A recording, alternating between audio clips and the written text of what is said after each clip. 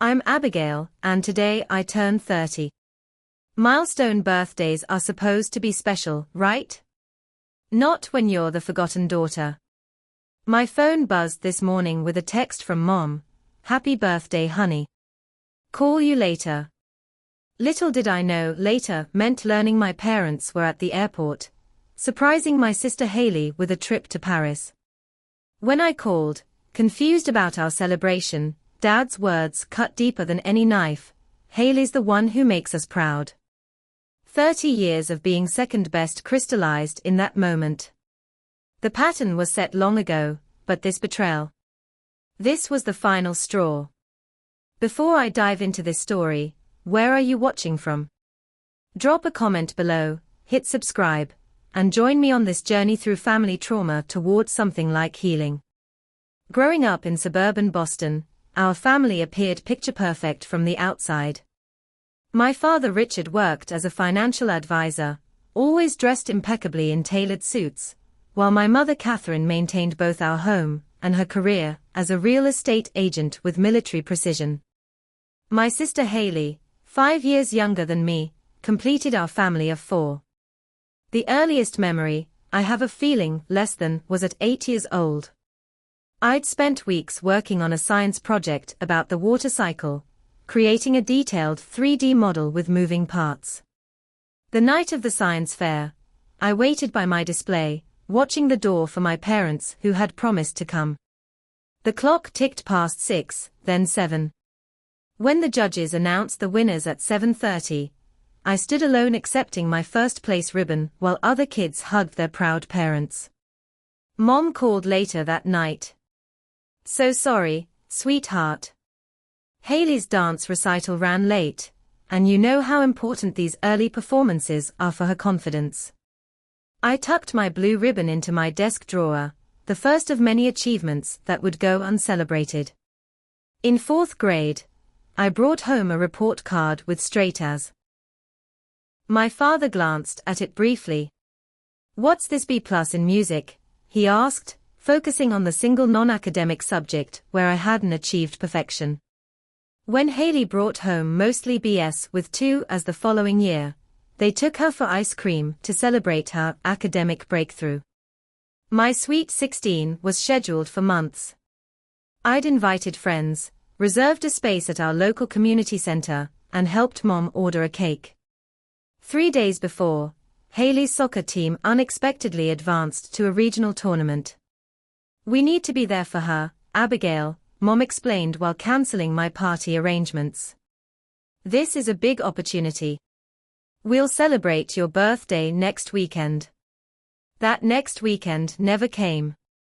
Instead, we had cupcakes at the kitchen table before rushing to Haley's next game. It wasn't that they didn't love me, I never doubted that. But their love came with conditions, with expectations I could never quite meet. No matter my accomplishments, they paled next to whatever Haley was doing. If I got an A, they asked why not an A+. If I won 2nd place, they wondered why not 1st. If I made varsity, they questioned why I wasn't team captain. Only Aunt Margaret, my mother's sister, seemed to see me clearly. You're extraordinary, Abigail, she told me on my 17th birthday, giving me a journal bound in soft leather. Some people are too blinded by expectations to appreciate what's right in front of them. That journal became my sanctuary, the place where I poured out frustrations, dreams, and plans to someday escape the shadow I lived in. I developed coping mechanisms. Art became my refuge, sketching, painting, photography, creative pursuits where there were no concrete metrics for my parents to measure. I learned to find validation within myself, because it rarely came from home. The pattern continued through high school. When I was accepted to the National Honor Society, my parents attended the induction ceremony, but spent the reception discussing Haley's upcoming dance competition. When I won a photography contest, my mother asked if there was prize money, and seemed disappointed by the negative answer. The culmination came at my high school graduation. I'd earned a substantial merit scholarship to a respected university, and when my name was called with the announcement, I felt a moment of pure pride. At the family celebration afterward, my father raised a toast, not to my achievement, but to the letter that had arrived that morning accepting Haley into an elite summer program for high school musicians. To the bright futures of both our daughters, he said, but especially to Haley's exceptional opportunity. That night, I made a decision. I would choose a college far from home, where I could finally breathe without comparison. Where I could discover who Abigail was when not defined as Haley's less impressive sister. The university I selected was 517 miles away. I remember checking the exact distance on the drive there. Far enough that weekend visits would be impractical, close enough that I wasn't completely abandoning my family. That first day, watching my parents' car disappear down the campus drive, I felt a weight lift that I hadn't even realized I was carrying. College became my renaissance. Without the constant comparison to Haley, I bloomed. I decorated my side of the dorm room with vibrant artwork and photographs. My roommate Jasmine, a vivacious communications major from Chicago, quickly became the sister I'd always wanted, supportive, encouraging, and genuinely interested in my achievements. "Your parents did what?" she gasped one night, when I described my 16th birthday cancellation. "That's seriously messed up, Abby." Hearing someone validate feelings I'd suppressed for years cracked something open inside me. During freshman year, I joined the university newspaper as a photographer, discovering a talent for capturing candid moments that told powerful stories. My education professor praised my analytical skills and creativity in designing lesson plans. I made the dean's list both semesters, not because I was competing with anyone, but because I genuinely loved learning. I met Tyler in a literature class sophomore year. He was the first person who seemed fascinated by my thoughts, my perspectives, my dreams. Our relationship lasted nearly 2 years, and though we ultimately wanted different futures, he helped me recognize my own worth in a way no one had before. Weekly phone calls home remained an obligation I couldn't quite shed. The conversations followed a predictable pattern, brief inquiries about my classes, followed by extensive updates on Haley's musical performances, social life, and academic honors. I learned to prepare for these calls by having one interesting anecdote ready, knowing it would receive about 90 seconds of attention before the conversation pivoted to my sister. Thanksgiving break sophomore year brought the first major conflict over my chosen path. I'd declared education as my major, passionate about becoming an elementary school teacher. Education. My father's disapproval was palpable across the dining table. "With your test scores, you could have chosen law or medicine." Like Haley, my mother added unnecessarily, beaming at my sister, who had recently announced her pre-law track. "She'll be continuing the family legacy." "I want to make a difference in children's lives," I explained, trying to keep my voice steady. "Not everyone measures success by salary potential." "Of course not, dear," my mother patted my hand. "Teaching is noble. We just want you to reach your full potential." The unspoken implication hung in the air, teaching was settling for less. Haley, meanwhile, was aiming high. Junior year brought the Christmas of unequal gifts, a pattern I'd grown accustomed to, but which seemed more glaring with each passing year. I unwrapped a modest collection of books, while Haley received a new laptop for her challenging pre-law courses. When Jasmine witnessed my resigned acceptance of this disparity, after I returned to campus, she was outraged on my behalf. "Don't you see how messed up this is?" she demanded. "It's like they don't even try to hide their favoritism." "It's always been this way," I shrugged, though her indignation sparked something in me, a realization that perhaps I deserved better. Professor Reynolds became my academic mentor senior year, recognizing something in me that my parents had missed. "You have a gift for connecting with young minds, Abigail," she told me after observing my student teaching.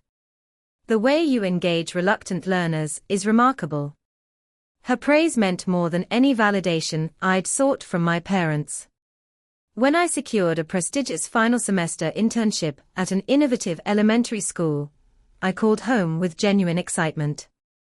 "That's nice, honey," my mother said distractedly. "Did I tell you Haley was selected to represent her class at a pre-law conference?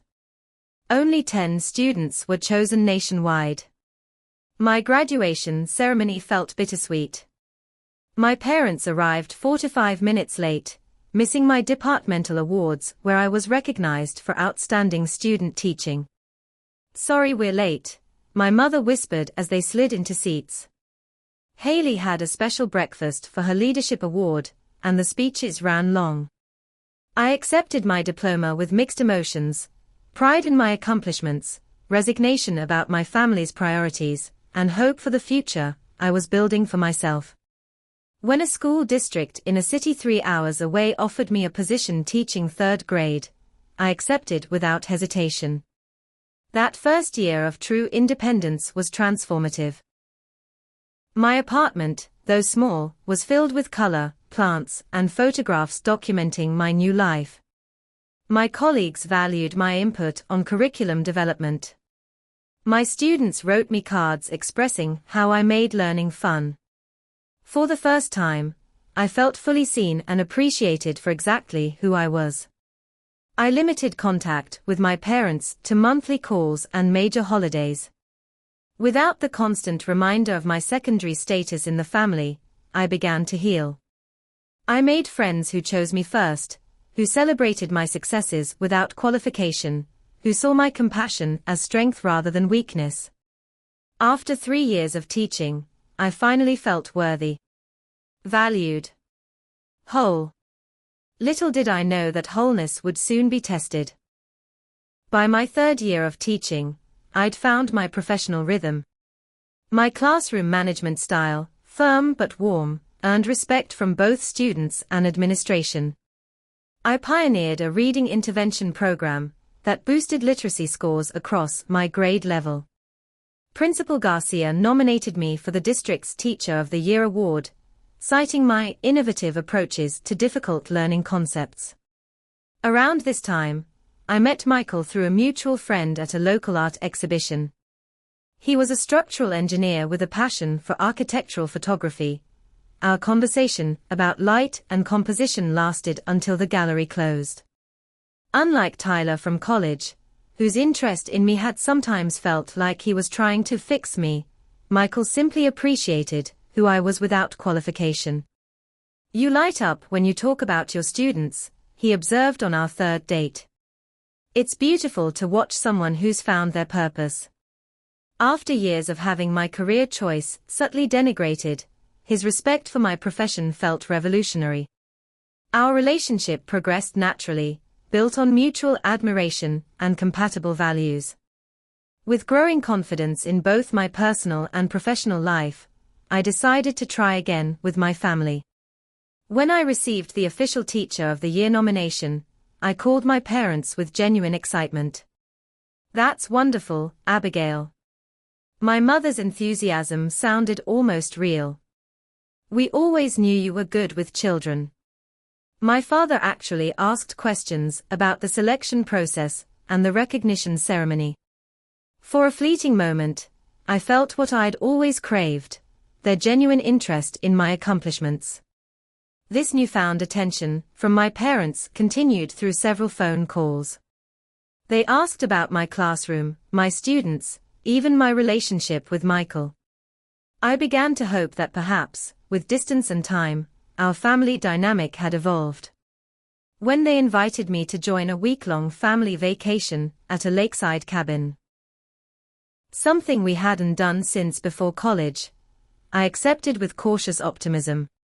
Maybe at 26, I would finally find equal footing with my sister. The first day of vacation seemed promising. We arrived at the picturesque cabin, my parents greeted me warmly, and Haley, now in her 2nd year of law school, seemed genuinely happy to see me. That evening, as we gathered for dinner on the deck overlooking the lake, I felt a flicker of belonging.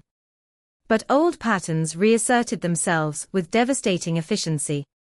As we ate, my father peppered Haley with questions about her classes, professors, and internship prospects. When the conversation finally turned to me, his response to my curriculum development project was a dismissive nod. "Teaching third grade is fine, Abigail," he said, refilling his wine glass. "But it's not exactly challenging work, is it? Not like law school." My mother quickly interjected, "She's always been good with simple things," as if this were a compliment. The week continued in this vein. Activities were planned around Haley's preferences. My suggestions for hiking trails were overlooked in favor of her desire to visit local wineries. When I mentioned an art exhibition in the nearby town, my mother checked if it would conflict with the boat tour Haley wanted. The final blow came when I discovered my parents had paid Haley's portion of the rental, but expected me to contribute my share. "She's a student," my father explained when I questioned this. "You have a job." I returned from that vacation, more emotionally exhausted than when I'd left. The brief hope that our relationship might have evolved crashed against the reality that, in their eyes, I remained secondary. This realization pushed me toward therapy. Dr. Lewis helped me identify the patterns of emotional neglect that had shaped my self-perception, and provided tools to establish healthier boundaries. Your parents' inability to value your choices reflects their limitations, not yours, she explained during one pivotal session. Michael witnessed my post-vacation emotional crash and stood firmly in my corner. When we became engaged a year later, he insisted on meeting my parents for dinner to announce our news properly. Watching him subtly but firmly redirect conversations, when my parents began their familiar patterns of dismissal gave me courage I'd never had before. "Abigail is an exceptional teacher," he stated when my father made a comment about education being women's work. "She's changing lives every day. I am incredibly proud of her." My parents' reaction to our engagement was predictably lukewarm. "Marriage is a big responsibility," my mother cautioned, as if I were still a child. 2 weeks later, when Haley called to announce her promotion at the law firm where she interned, my parents sent champagne and flowers. Our engagement received a card. As wedding planning began, I faced the growing realization that nothing would change. My parents would always see Haley as the success story and me as the consolation prize. The knowledge was both painful and liberating, painful to accept the permanence of their perspective, liberating to finally stop expecting it to change. Wedding planning revealed the full extent of my parents' favoritism, in ways even I hadn't anticipated. What should have been a joyful time of celebration became an exercise in managing disappointment and setting boundaries. My mother's first question, after seeing my venue selection was, "Is this really what you want?" Haley always talked about getting married at the Westfield Country Club. "This is my wedding, Mom," I reminded her gently. "The botanical garden is perfect for us." Each decision became a battleground. My choice of an elegant, but simple gown was met with, "Don't you think something more dramatic would be better?" Haley would look stunning in something like that. The financial aspects proved equally challenging. When we discussed the budget over dinner at my parents' house, my father cleared his throat uncomfortably. "We've set aside some money for both girls' weddings," he began, "but we need to be practical. We're also helping with Haley's condo down payment, and real estate in the city isn't cheap." The sum money turned out to be significantly less than I'd expected, covering barely a quarter of our modest wedding costs. Michael and I adjusted our plans accordingly, opting to pay for most expenses ourselves rather than argue. "It's fine," I assured Michael when he expressed outrage at the disparity. "I'm used to it." "That's exactly why it's not fine," he countered. "You shouldn't be used to being treated as less valuable." The bridal shower my mother insisted on hosting became another exercise in favoritism. She invited several of Haley's friends from high school and college, women I barely knew, while forgetting to include Jasmine and two of my closest teaching colleagues. "I thought you weren't close with Jasmine anymore," my mother said when I called to ask about the omission. "Mom, she's been my best friend for 8 years. She visited us last Christmas." "You've met her multiple times." "Well, the invitations are already sent. Maybe next time." Michael's family witnessed these dynamics with increasing concern. His mother, Barbara, a warm and straightforward woman, pulled me aside after our rehearsal dinner where my parents had spent most of the evening discussing Haley's recent court case victory. "Sweetheart," Barbara said gently, "is it always like this?" The simple question and the compassion behind it nearly undid me.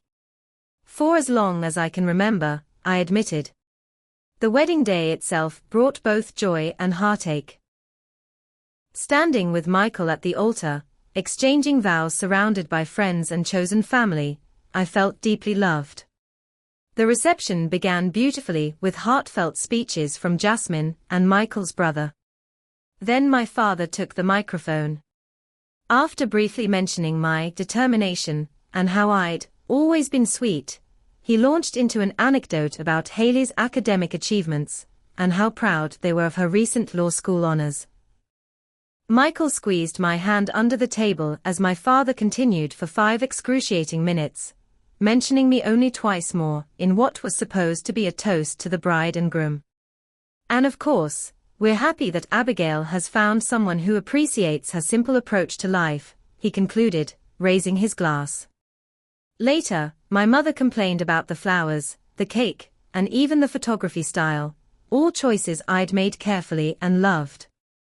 By 9 o'clock, my parents were checking their watches.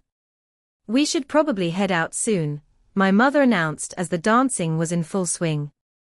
"Haley has that law firm event tomorrow, and we promised to help her prepare."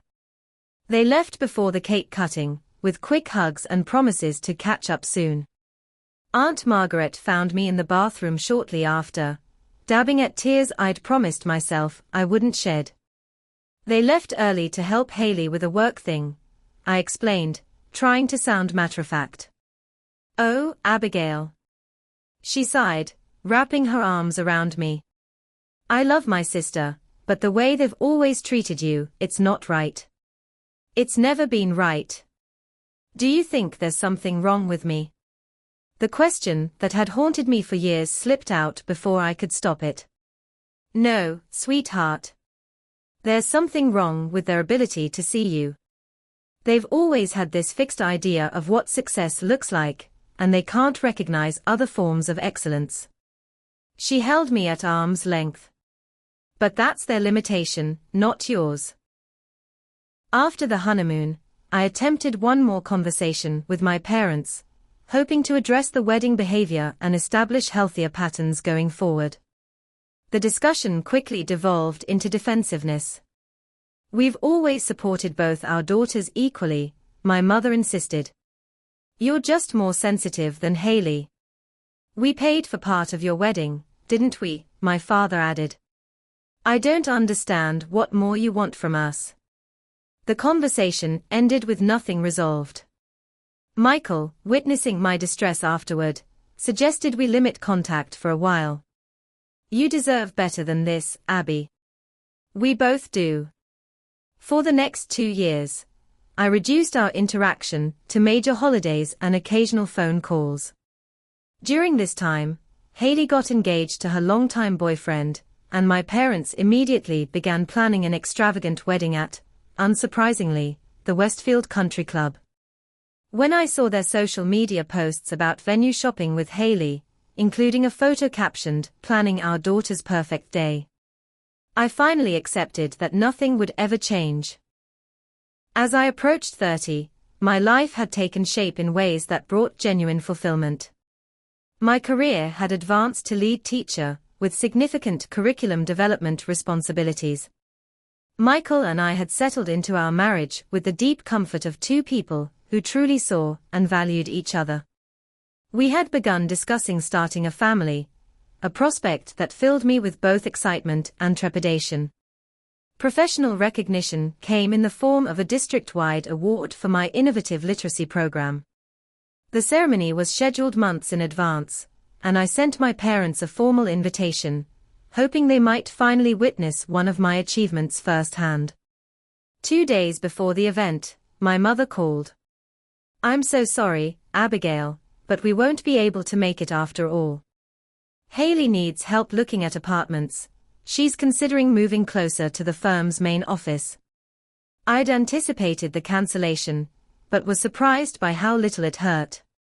Dr. Lewis had helped me understand that my expectations of my parents needed to be realistic based on their established patterns, not my wishes for what they might someday become. "That's fine, Mom," I replied, my voice steady. "I understand." Thanksgiving brought the family together at my parents' home. Michael and I had decided this would be the perfect opportunity to share our news. I was 8 weeks pregnant. We'd seen the heartbeat at our first ultrasound and felt ready to announce. After dinner, as everyone settled in the living room with coffee and pie, I took Michael's hand. "We have something to share," I began, feeling a flutter of excitement. "We're expecting a baby in June." There was a moment of silence before my mother said, "Oh. That's nice. Will you keep teaching?" My father added a perfunctory, "Congratulations," before immediately turning to Haley. "Tell them your news too, sweetheart." Haley at least had the grace to look uncomfortable. "It's nothing, really. Just that I'm being considered for the partnership track." What should have been a moment centered on our life-changing news immediately pivoted to a 30-minute discussion of Haley's career prospects, salary implications, and how this would affect her wedding timeline. Later in the kitchen, Haley approached me while I was rinsing dishes. "I'm really happy for you, Abby," she said softly. "You'll be an amazing mom." I studied my sister's face, wondering if she recognized the patterns that had shaped our relationship. "Thanks, Haley." Christmas gifts that year threw the disparity into sharp relief. My parents' gift for their future grandchild was a simple set of Onuses from a department store. Haley's new puppy, however, received a monogrammed bed, designer accessories, and a year's subscription to a premium dog food delivery service. As the new year began, I made a resolution. I would give my family one final opportunity to be the supportive presence I needed. Not for my sake anymore, but for my child's. I didn't want my baby growing up witnessing the same patterns of favoritism that had shaped my own childhood. I reached out more frequently, sending pregnancy updates and ultrasound photos. I invited my parents to dinner every few weeks. I sent thoughtful cards for no special occasion. Each gesture was met with polite, but minimal response. Dr. Lewis helped me develop strategies for the upcoming milestone birthday. "Your 30th birthday can be whatever you want it to be," she reminded me. "You get to define its importance." What I wanted, I realized, was one sincere celebration where I wasn't an afterthought. I began planning 6 months in advance, selecting a restaurant with a private dining room, creating a menu that accommodated everyone's preferences, and choosing a date when I confirmed all key people could attend. I sent formal invitations, including to my parents and Haley, specifying the date's significance.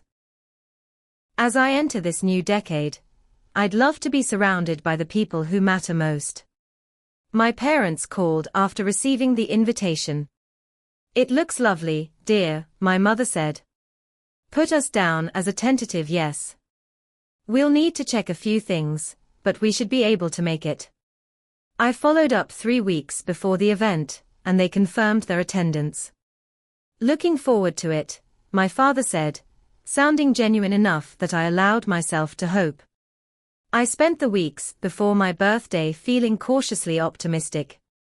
The venue was confirmed, friends and colleagues had RSVP'd enthusiastically, and Michael had helped plan special touches to make the evening memorable.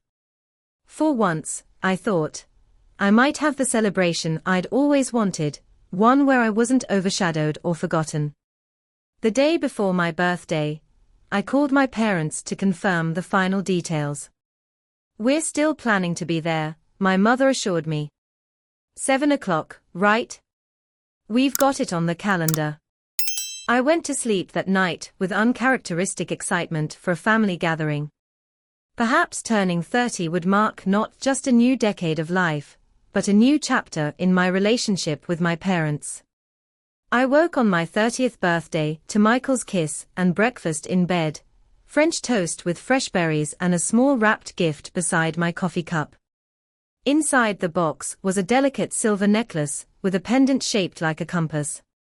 "So you always find your way," he whispered, clasping it around my neck. "Even when the path gets difficult." Throughout the morning, text messages and calls from friends brightened my day. Colleagues surprised me with cupcakes in the teacher's lounge. By noon, I'd heard from nearly everyone important in my life, except my parents. At 12:23, my phone finally chimed with a text from my mother, "Happy birthday, honey. Call you later." The brevity and timing stung, but I pushed the feeling aside.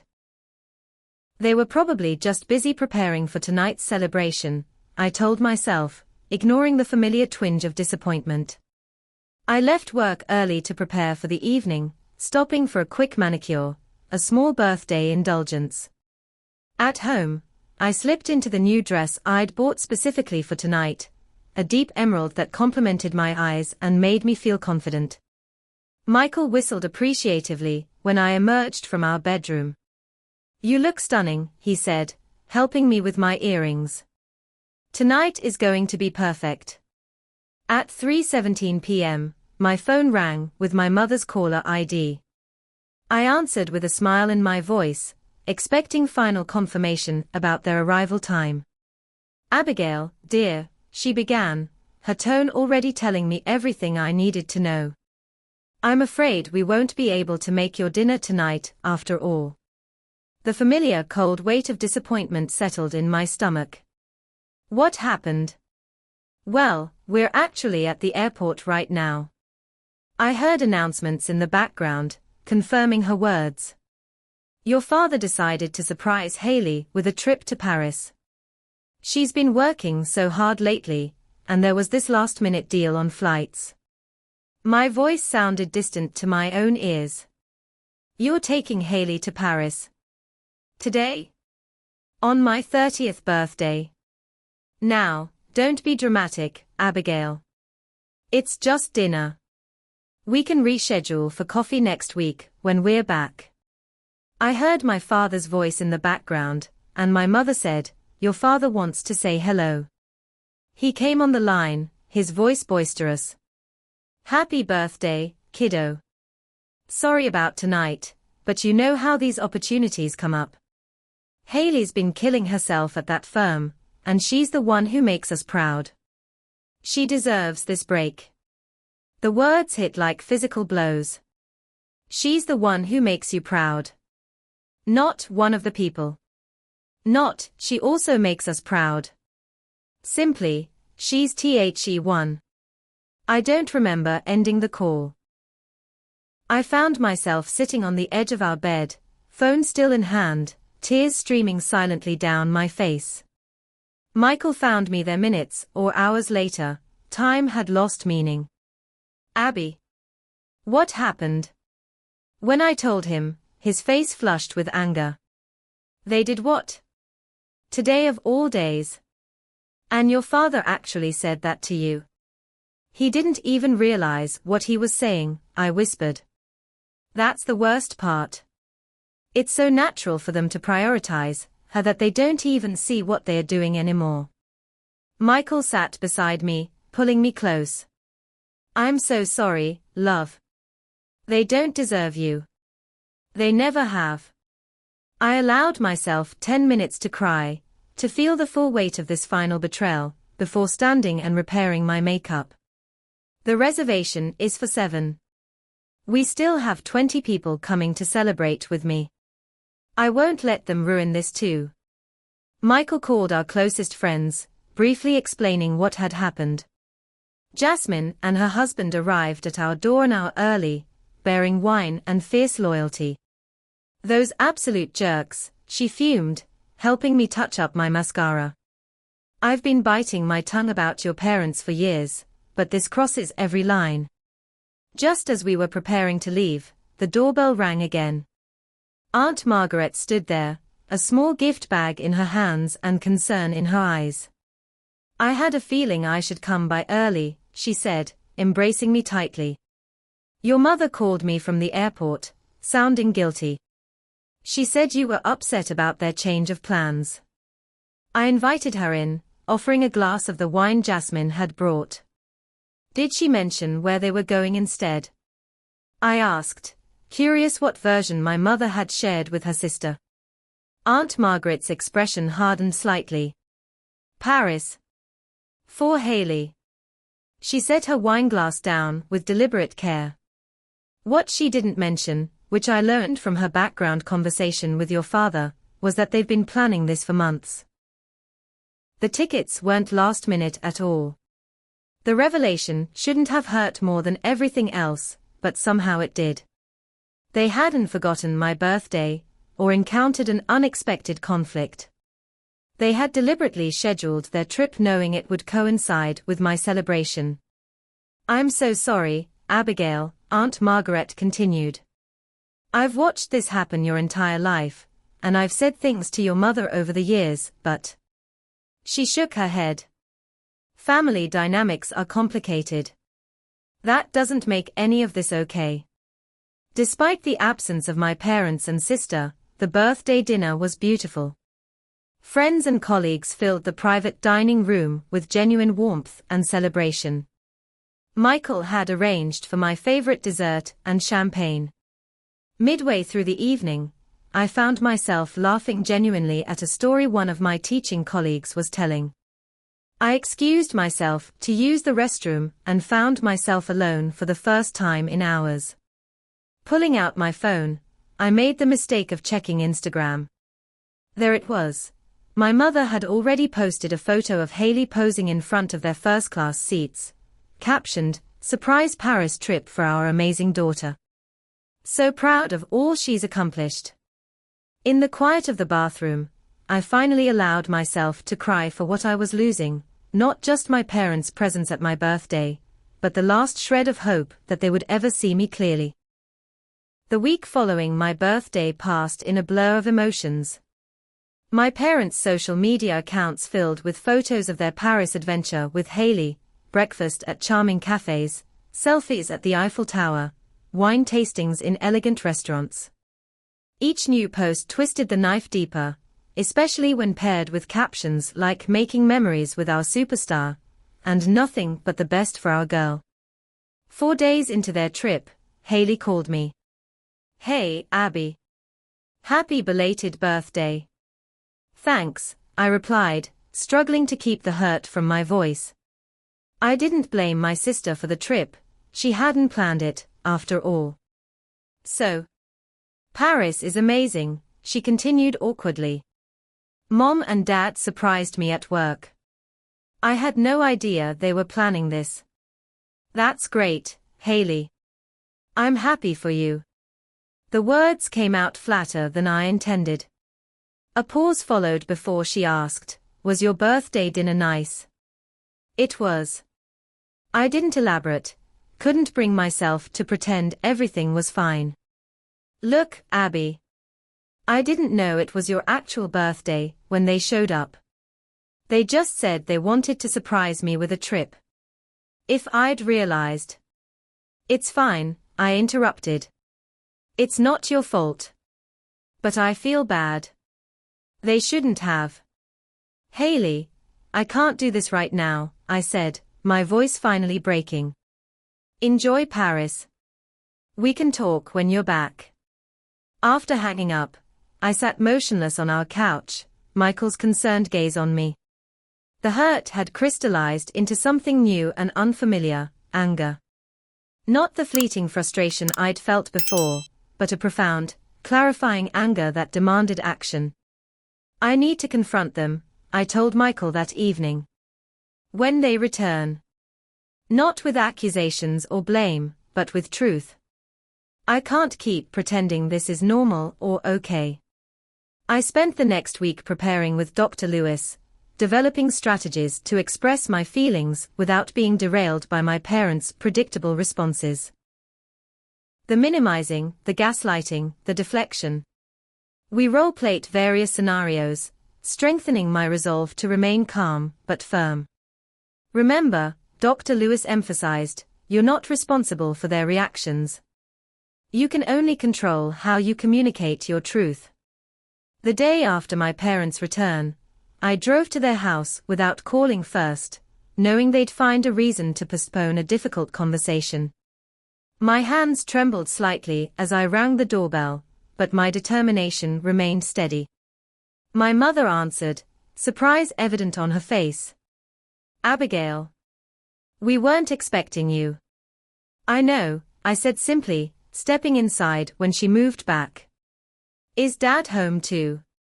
I need to talk to both of you. He's in the living room. Is everything okay? You look upset. I didn't respond, just walked through the familiar hallway to where my father sat reading the newspaper. He glanced up, eyebrows raising at my unannounced appearance. Abby. Did we have plans today? No, I replied, sitting in the armchair across from him. But we need to talk. My mother hovered uncertainly before sitting beside my father on the sofa. What's this about, dear? I took a deep breath, centering myself. I need to talk about what happened on my birthday. And about a pattern that's existed my entire life. My father's expression immediately shifted to defensive. If this is about Paris, we've already explained. Please, I interrupted gently. Let me finish before you respond. To my surprise, he fell silent. When I was 8, you missed my first science fair win for Haley's dance recital. When I was 16, you cancelled my birthday party for her soccer tournament. My high school graduation celebration became about her summer program acceptance. My college choice was less impressive than her pre-law track. My teaching career has never measured up to her legal one. I kept my voice steady, recounting specific examples without embellishment.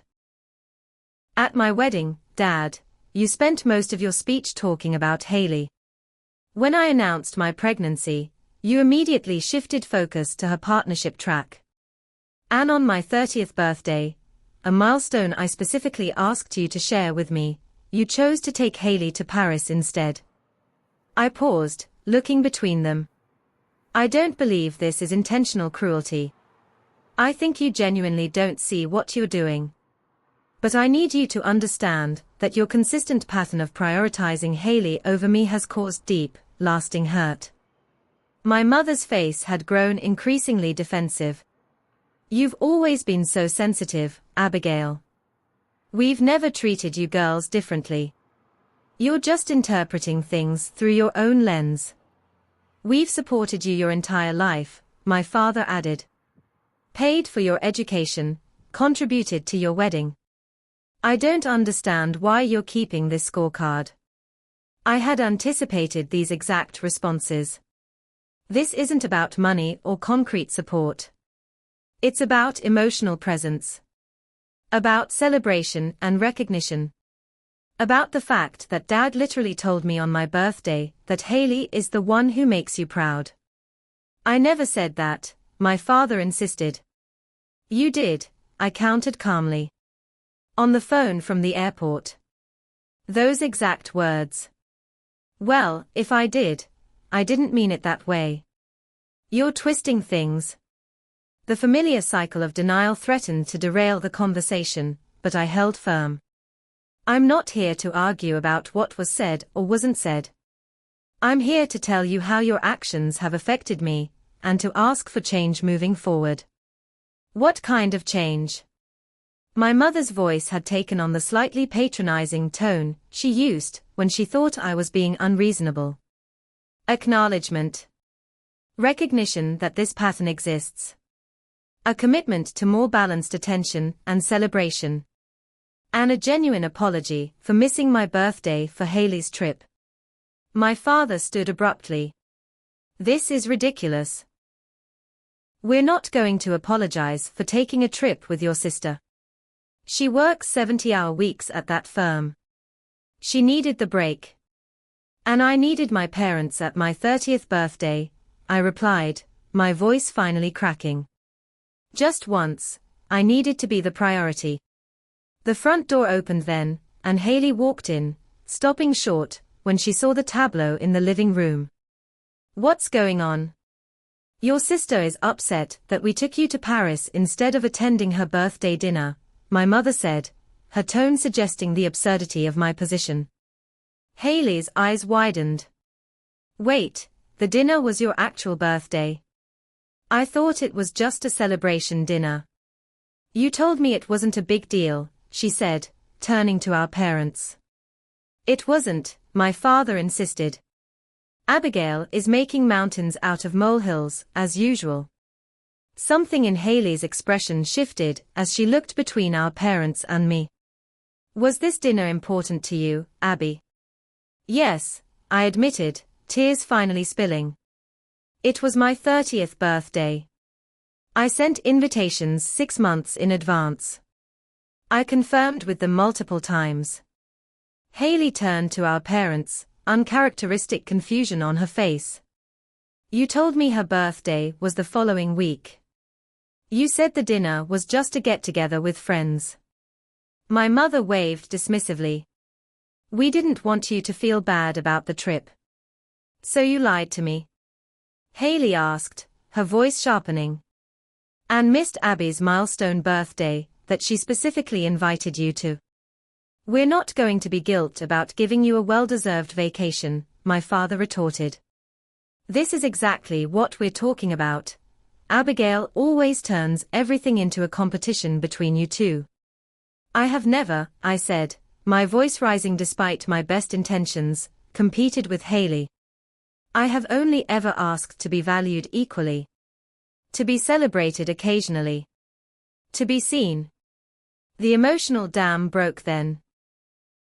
Years of suppressed hurt poured out in words I'd never allowed myself to speak. Do you have any idea what it feels like to grow up knowing you're the disappointing child? To have every achievement measured against your sister and found wanting. To have your own parents miss your birthday for a trip they planned months in advance, then lie about it being last minute.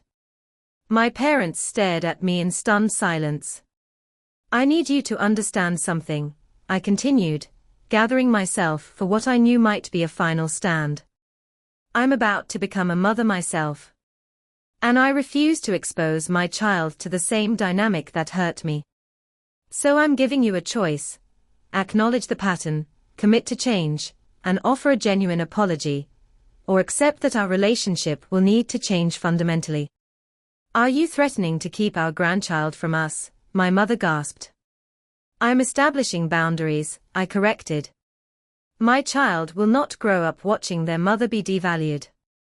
They will not learn that some people matter more than others based on their career choices or accomplishments.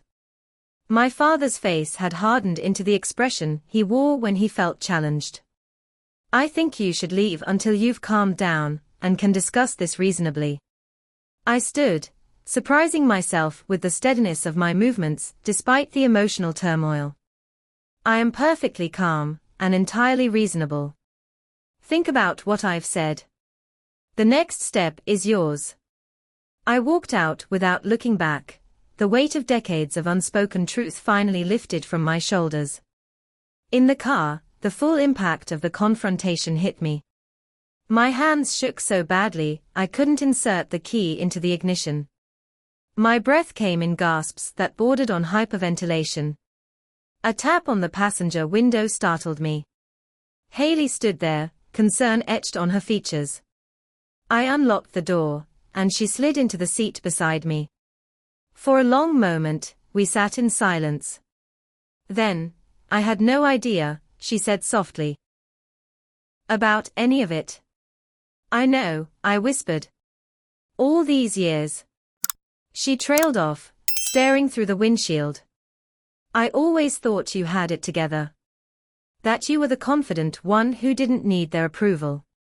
A bitter laugh escaped me. I learned to act that way. What other choice did I have? She turned to face me fully. I'm so sorry, Abby. Not just about Paris, but about everything. I should have seen it. It wasn't your responsibility to see it. You were a child too. But I'm not a child now, she said with sudden firmness. And I won't be complicit in this anymore. For the first time in our adult lives, I felt a genuine connection with my sister, not as competitors in our parents' attention economy, but as two women recognizing a shared dysfunction. What happens now? She asked. I don't know, I admitted. That depends partly on them. But mostly on me. 3 months passed with virtually no contact from my parents. My one attempt at communication, a text suggesting family counseling, went unanswered for weeks before my mother finally replied, "We need time to process your accusations." Surprisingly, the silence didn't devastate me as it might have once. With every passing week, I felt more centered in my own worth, less defined by their approval. Michael noticed the change first, a lightness in my laugh, a straightening of my posture. You seem freer, he observed one evening as we assembled the crib for our daughter's nursery. I realized. I finally said everything I've needed to say for 30 years. Whether they hear it or not isn't my responsibility anymore. The unexpected development was my relationship with Haley. After our conversation in my car, she began calling weekly. At first, our discussions felt tentative, both of us navigating unfamiliar emotional terrain. But gradually, genuine sisterhood emerged. I've been looking back at so many memories, she admitted during one call. Seeing them completely differently now. Like my sweet 16, do you remember the diamond earrings they gave me? The ones that matched Mom's? Yes. I always thought they were just being generous. Now I realize they never did anything comparable for you. It wasn't your fault, I assured her. Maybe not. But I benefited from it my entire life without questioning it. Her voice grew determined. That stops now. True to her word, Haley became my unexpected advocate. When our mother called her complaining about my dramatic outburst, Haley challenged the characterization. When our father suggested I was jealous of her success, she firmly corrected him.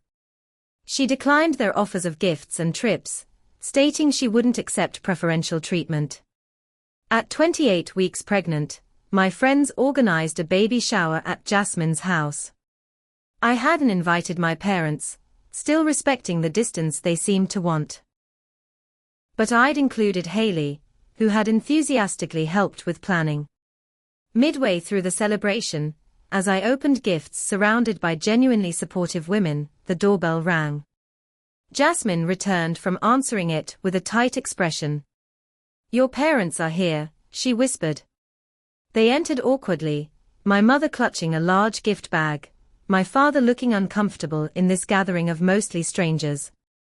The room fell briefly silent before my friends resumed conversations, watching protectively from the corners of their eyes. We heard about the shower from Haley, my mother explained. We thought we should be here. I nodded, unsure what to say.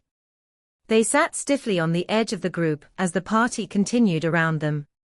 When gift opening resumed, my mother placed her bag in the pile with uncharacteristic hesitation. Inside was a handmade baby quilt, clearly expensive and beautifully crafted. It's lovely, I said sincerely. Thank you. We wanted to get something special, my father said. For our first grandchild. The moment might have bridged something had my mother not added, Haley helped pick it out. She has such good taste. From across the room, I saw Haley stiffen. She stood, moving to my side. Actually, Mom, that's not true. I had nothing to do with that gift. This is Abby's day, her baby, her moment. Please don't bring me into it. The directness of her response clearly startled our parents. My mother flushed. I know what you were doing, Haley interrupted gently. But it needs to stop. The shower continued with an undercurrent of tension, but something significant had occurred. For the first time, someone besides me had directly challenged the dynamic. 2 months later, Emma Catherine arrived after 26 hours of labor. Michael wept as he held our daughter, his face a portrait of awe and love. We spent the first day in a bubble of new parent exhaustion and wonder, sharing our miracle only with Jasmine and Michael's parents. On the second day, Haley arrived at the hospital with flowers, tears streaming as she held her niece. She's perfect, Abby. Absolutely perfect. She was still there when our parents arrived unannounced, having learned of Emma's birth through Michael's mother's social media post. We're grandparents, my mother exclaimed, reaching for the baby without asking. Michael intercepted, his voice firm but polite. Actually, we're not accepting visitors right now except for those we've specifically invited. Abigail needs rest. We're not visitors, we're family, my father objected. Family respects boundaries, Michael replied calmly. We'll let you know when Abby's ready for more company. Right now, she needs peace and support. The confrontation might have escalated had Haley not stepped forward. Mom, Dad, let's give them space. The baby isn't going anywhere. We can come back when they are ready. To my surprise, my parents allowed Haley to usher them out, though their expressions made clear they considered this another unreasonable slight. 6 months after Emma's birth, we agreed to attempt family therapy. The first session went predictably poorly. My parents spent most of the hour explaining to the therapist how oversensitive I'd always been and how they'd done their best with such a difficult child. I think what Abigail is trying to express, the therapist suggested gently, is that she felt unseen in significant ways throughout her life. That's ridiculous, my father scoffed. We saw everything. We were there. Being physically present isn't the same as being emotionally attuned, the therapist explained. My mother's expression hardened. I don't think we need someone who's known our family for an hour telling us how we parented for 30 years. They didn't return for a second session. In the year that followed, I gradually accepted what Dr. Lewis had been suggesting all along. I couldn't change my parents. I could only change how I responded to them, what I expected, and what I allowed. I established clear boundaries. I declined invitations that felt obligatory rather than genuine. I ended phone calls when they turned toxic. I no longer chased their approval or hoped for their recognition.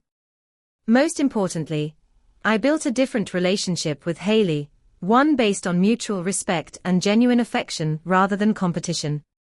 She became Emma's devoted aunt, babysitting regularly and creating traditions of her own with my daughter.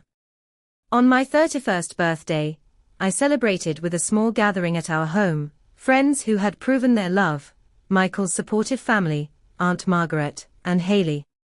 My parents sent a card and gift certificate. Their absence no longer felt like a wound. That evening, after everyone had gone and Emma was asleep, I wrote a letter to myself that I intended to read each birthday going forward. Dear Abigail, the past year broke your heart, but freed your spirit. You confronted the patterns that shadowed your life and found courage you didn't know you possessed. You stopped waiting for validation that was never coming and learned to validate yourself. Your parents may never be capable of giving you what you needed. That reality hurts, but acknowledging it has allowed you to stop expecting water from an empty well. Their limitations don't define your worth. You are building something beautiful with Michael, Something Emma will grow up witnessing: mutual respect, genuine celebration of each other's uniqueness, unconditional love that doesn't rank or measure.